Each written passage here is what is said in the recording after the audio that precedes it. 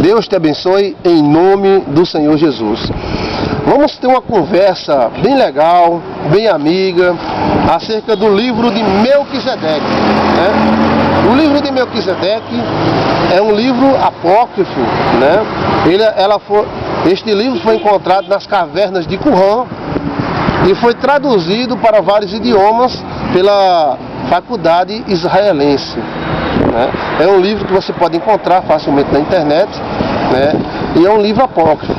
Esse livro, ele é considerado um livro pré-diluviano e é um livro muito interessante, E é um livro que conta a história da Bíblia, a história de Deus, dos anjos, antes do livro de Gênesis.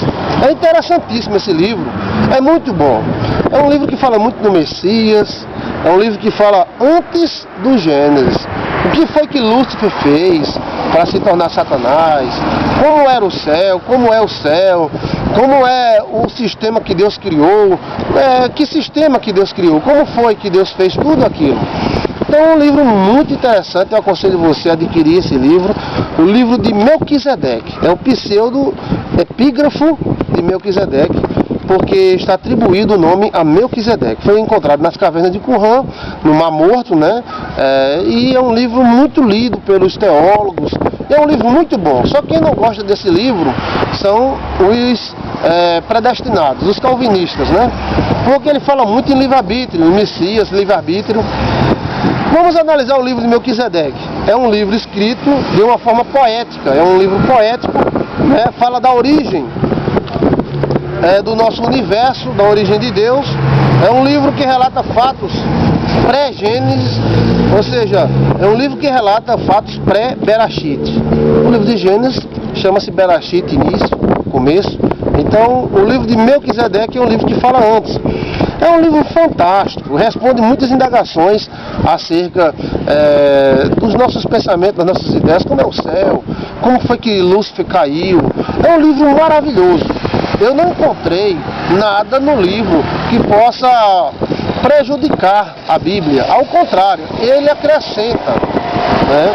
E ele vai parar no nascimento de Caim. Ele relata que antigamente Deus fez os céus e a terra. É um livro maravilhoso. Eu vou dar um resumo para vocês que estão em casa, né? E é um livro que fala que Deus fez os céus e a terra, fez os anjos, e Lúcifer era o anjo encarregado das leis. Por isso que o nome portador da luz. Ele sabia conhecer a lei da luz, né?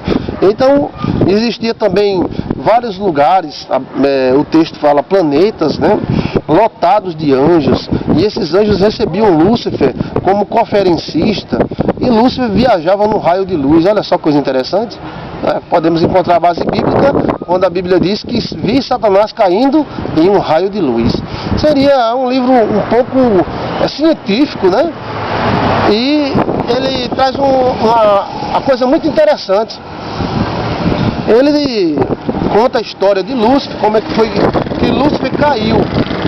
O livro de Melquisedeque, ele diz que Lúcifer, em suas viagens para palestrar para os anjos, que os anjos eles tinham conhecimento, eles aprendiam, e eles gostavam de palestras, de leis, descobrir criações do Eterno. O Deus do livro de Melquisedeque é um Deus carinhoso, então Deus enviava Lúcifer para fazer palestras para esses anjos que estavam em diferentes partes do universo. E Lúcifer viajava num raio de luz, de um lado para o outro. Entrava numa porta, virava assim um raio de luz e saía do outro lado do universo. Nessas viagens de Lúcifer, segundo o livro de Melquisedeque, ele passou perto de um buraco negro, né? E ele observou esse buraco negro e ficou querendo saber o que tinha dentro daquele buraco negro. O que tem dentro daquele buraco negro? Interessante, né? E ele chegou para o Eterno em uma de suas viagens e chegou e disse: o que tem dentro daquele buraco negro ali, Senhor? Aí Deus disse: olha, não convém a você saber o que tem lá dentro.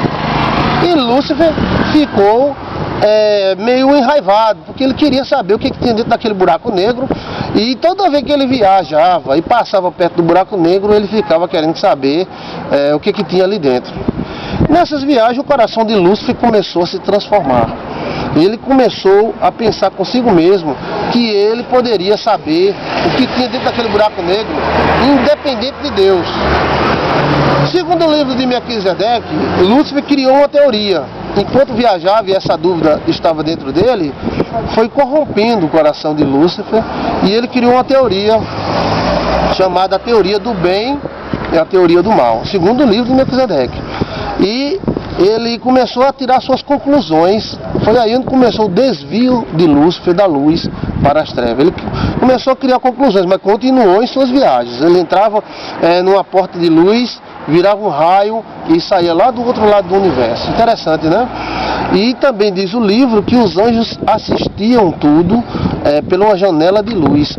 O que acontecia do outro lado do universo, o anjo olhava por essa janela de luz e via o que estava acontecendo. Interessante, seria como se fosse uma televisão celestial. Eu acredito na doutrina, a ciência dos anjos, né? Inclusive escrevi um livro chamado Enigma dos Sonhos. E nesse livro eu lancei a teoria, a ciência dos anjos, aonde eu provo que os anjos são dotados de conhecimento, de técnicas, né, espirituais, né, e que eles utilizam até equipamentos como espada, harpa, trombeta, isso são equipamentos, né? E Lúcifer continuou viajando, ele era recebido com muita festa, os anjos tudo como fosse num estádio, recebiam Lúcifer com muita festa, pulando de alegria, e ele falava que o Eterno era grande, que o Eterno era maravilhoso e fez isso, fez aquilo, olha só como é que Deus fez isso, olha só como Deus fez aquilo, e nisso os anjos ficavam maravilhados. Quando Lúcifer terminou a sua teoria, eles ficou estranhando o porquê Deus não se manifestou.